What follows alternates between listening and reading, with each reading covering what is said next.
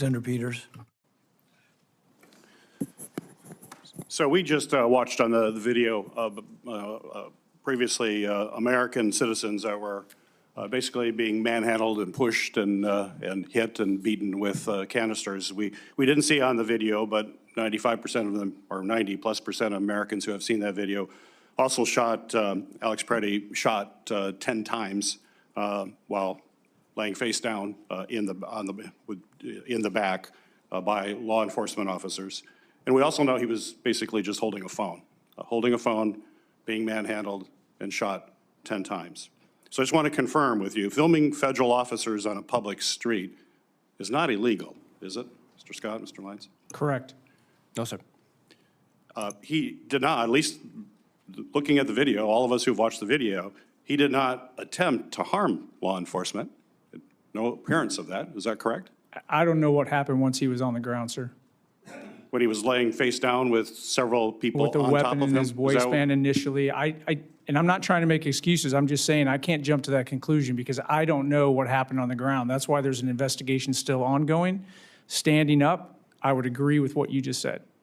Okay. So when he's on the ground with a bunch of officers on top of him after he's been hit with a canister, he was somehow still possibly harmed to law enforcement, you're saying? It's possible? That's happened thousands of times, yes. And Okay. Mr. Lyons, really? You saw him, that is a possible threat? Sir, from the, that wasn't an ICE operation, that was a CBP operation. I get it, but you're a highly trained professional. Yes, sir.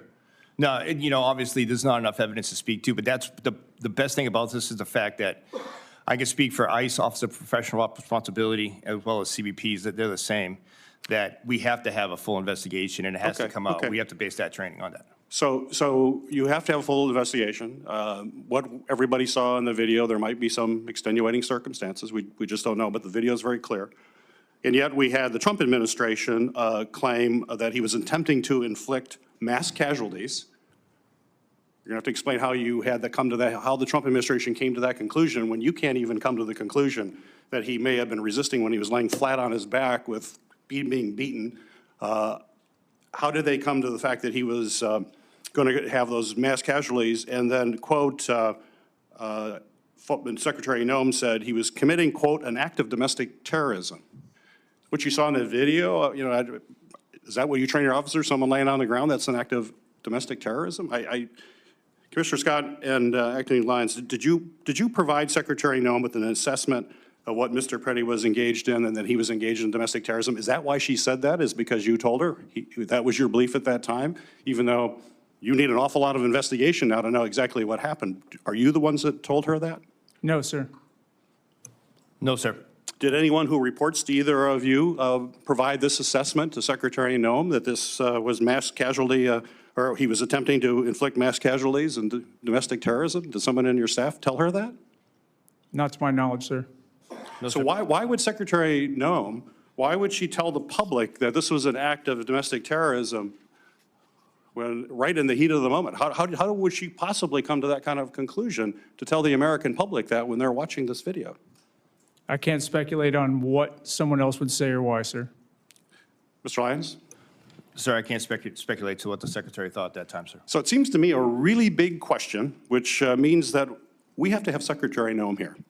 She deserves it the American people deserve to have the Secretary, the person who is responsible to, you are responsible to, and all the men and women ICE answer to her. She needs to be before this committee. She ducks coming out in public and talking and hasn't accepted prior invitations to come to this committee. I would hope the chairman would invite her because this is an important question. How could you come to those conclusions, those narratives, before any evidence was there, even after all that's happened since then? You two are telling me you don't have enough evidence, even though it looks so clear on the video. It should have looked really clear to her if she looked at the video, if she had it that close. A lot of this got posted pretty quickly. How she came to those conclusions, I don't expect you to know that.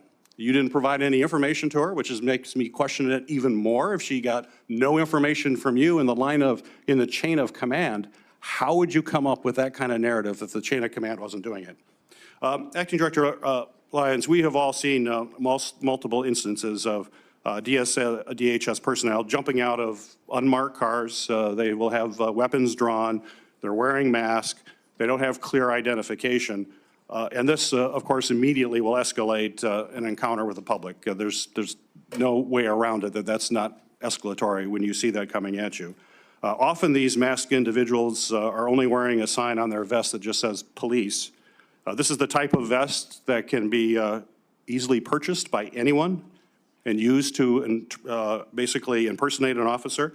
In fact, last year, this administration, the Trump administration's FBI released a bulletin entitled, and I'm going to put this in the record without objection, Mr. Chairman, "Criminal Actors Impersonate ICE Agents to Commit Violent Crime." Are you aware of this bulletin put out by the FBI? Yes, sir. Mr. Scott? Yes, sir. So I'll put this in the record if I may, Mr. Chairman. So given this, the FBI is warning people that criminals are impersonating immigration officers. My question to you is, how can you expect any U.S. citizen to follow orders from an unidentified masked man surrounding them, given we know there are these impersonators out there that are, according to the FBI, committing a lot of crime because they're terrified. They don't know what's going on. They don't know who these people are, or they falsely believe they're a federal agent, and they aren't. They're a violent criminal.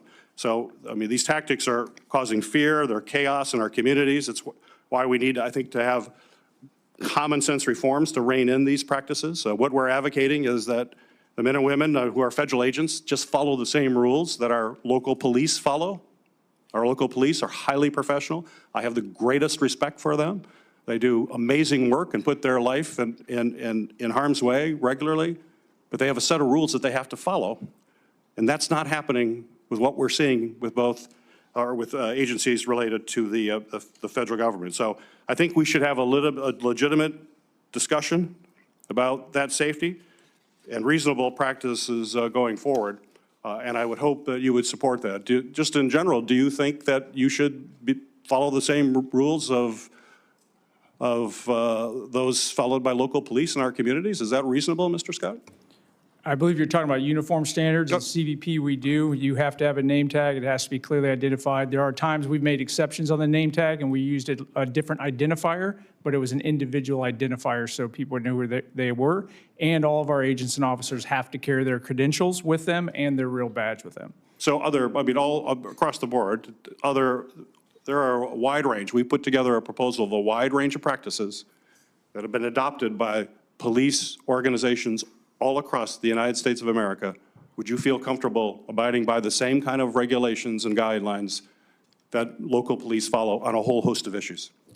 I would look at those. I believe that very different law enforcement organizations have different considerations, but the general concepts, yes, and I think we do currently follow. Mr. Lyons? Yes, sir, I'm open to that, but one thing I'm also open to too, sir, is looking for the help from this committee and other elected officials, not only to help us bring down the rhetoric, but help us to hold those people accountable that are threatening ICE officers and agents. I think to dispel the fear of the men and women of ICE, that'd be huge. That would be a real step going. As we've looked at the complaints, and Senator Peters has brought this up, one of the things from a lot of the different videos that are out there is the complaint that the officers are quick on the draw. Basically, they're drawing weapons. I know there are rules for the police drawing weapons. A lot of times I've been told you don't draw it unless you're planning on using it or unless there really is an imminent threat. There's some subjective nature to figuring that out. But, you know, there was one video of a woman, you don't have to come out of the specifics, but, you know, a hypothetical woman has come to a stop. She has not brandished a weapon. Her car is stopped.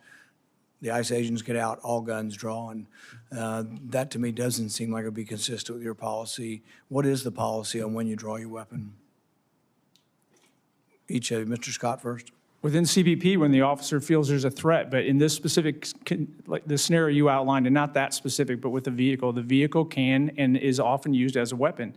When we train to do felony stops, basically the officers, when they stop that vehicle, they're trained to have their weapons out and ready because they're stopping a felony. So it's not that simple that you have to wait until you see a weapon. Sometimes it's literally that officer presence to keep the situation under control. But the weapon's only supposed to be pulled when the agents believe that it is required to affect that law enforcement action. In this instance, I don't think it was a person that was targeted. I think it was a person they might have had some suspicion of. It wasn't a person that was targeted. The problem is that nobody really looks at this, particularly this one instance, and thinks the police would do it that way. When police make traffic stops, they avoid the car, they come from behind the car, they'll often have their hand on their weapon, but you almost never see a policeman with a gun drawn on a traffic stop or any kind of stop unless they've either seen a weapon or they really are in fear of their life. I think, and this is just my opinion, you have to look at what your rules are for drawing weapons, because it appears to me they're not using the same standard as the police. Sir, I could just speak to my experience. I've done thousands of traffic stops. Like I said, I was a 10-year city police officer prior to coming to ICE. And obviously, our training, we do fall back on the two main Supreme Court decisions, Tennessee versus Gardner, for one. And, we can't speak to the totality of the circumstances, especially in the case where we don't know exactly what it is. We can't go to that officer's mindset. So each one is separate. But if you look at the use of force, curriculum in the pyramid, officer presence is include one of those things. So to your point, sir, I've done it many times myself, felony traffic stop.